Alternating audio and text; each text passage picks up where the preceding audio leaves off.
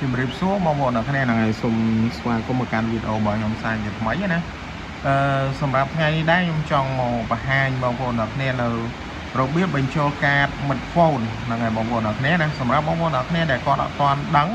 អំពីរបៀបបញ្ចូលកាតមិត្តហ្វូនអញ្ចឹងបងប្អូនអ្នកគ្នាអាចទស្សនាវីដេអូមួយនេះតាំងពីដើមរហូតដល់ចប់ខ្ញុំនឹងបង្ហាញបងប្អូនអ្នកគ្នាឲ្យចេះបញ្ចូលកាតទាំងអស់គ្នាហ្នឹងហើយបងប្អូនអ្នកគ្នាណាអញ្ចឹងមុននឹងឈានដល់ខ្ញុំបង្ហាញបងប្អូនអ្នកគ្នាសូមជួយចុច like ចុច subscribe ដាក់សញ្ញារូបកណ្ដឹងឲ្យម្នាក់មួយផងបងប្អូនអ្នកគ្នាហ្នឹងហើយអញ្ចឹងដើម្បីកុំឲ្យខាតពេលយូរយើងទៅធ្វើការតោសកាតដើម្បីបញ្ចូលតែម្ដងហ្នឹងហើយបងប្អូនអ្នកគ្នាណាដើម្បីបញ្ចូលកាតបានគឺជាដំបូងយើងត្រូវកោសស្លឹកកាតជាមុនសិនណាហ្នឹងហើយយើងកោសស្លឹកកាតមួយមកអូខេយើងកោសស្លឹកកាត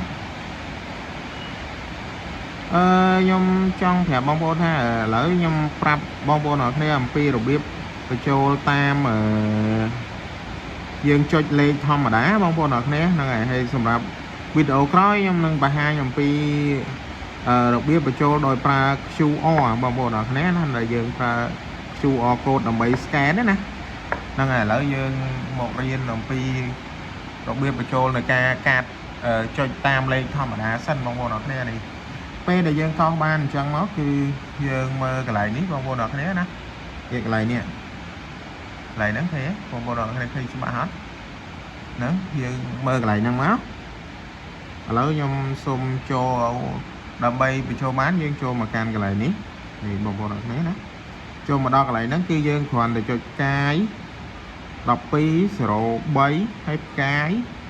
ហើយបងប្អូនអរគ្នានេះដាក់អាលេខកូដហ្នឹងណាបងប្អូនអរគ្នាចុចកុំឲ្យខុសណាបើសិនជាបងប្អូនអរគ្នាចុចខុសគឺអត់ចូលទេបងប្អូនអរគ្នាឥឡូវខ្ញុំសូមចុចលេខហ្នឹង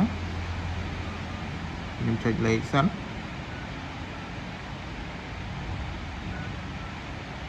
ហើយខ្ញុំចង់បញ្ជាក់ប្រាប់បងប្អូនទាំងអស់គ្នាថាសម្រាប់កាតគឺលេខវាខុសគ្នាណាបងប្អូនអរគ្នាហ្នឹងហើយ32 36ហ្នឹងបងប្អូនអរគ្នា29 6 5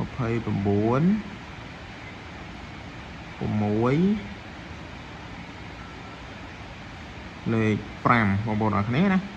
ហើយយើងត្រូវពេលដែលយើងចុចលេខកូដហ្នឹងហើយយើងមើលបញ្ជាក់ឲ្យត្រឹមត្រូវអស់ហើយយើងដាក់សញ្ញាត្រង់ជ្រូកហើយបើសិនជាស៊ីមរបស់បងប្អូននៅស៊ីមទីប៉ុន្មានគឺយើងបញ្ជូនស៊ីមហ្នឹងមកដោយបើខ្ញុំនេះនៅជានៅស៊ីមទី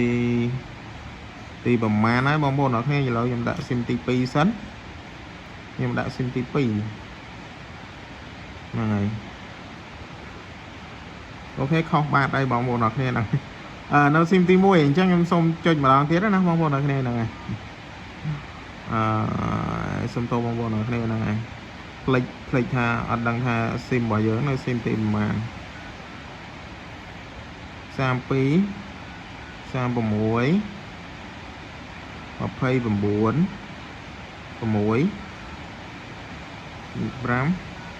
ហើយស៊ីមទី1បងប្អូនអរគ្នានេះយើងចេញចឹងមកយើងចាំមកសន្ទុះមកបងប្អូនអរគ្នាណានេះបងប្អូនអរគ្នាឃើញទេអញ្ចឹងយើងបញ្ចូលទឹកប្រាក់បានដោយជោគជ័យហើយបងប្អូនអរគ្នាឃើញទេនេះគឺយើងបញ្ចូលបានដោយជោគជ័យហើយអញ្ចឹងសម្រាប់វីដេអូរបស់ខ្ញុំមានតែប៉ុណ្្នឹងទេបងប្អូនអរគ្នាបើសិនជាបងប្អូនអរគ្នាចូលចិត្តវីដេអូមួយហ្នឹងអាចជួយចុច like ចុច subscribe ដាក់សញ្ញារូបកណ្ដឹងឲ្យម្នាក់មួយផងអរគុណច្រើនសម្រាប់ការតាមដានវីដេអូមួយនេះតាំងពីដើមរហូតដល់ចប់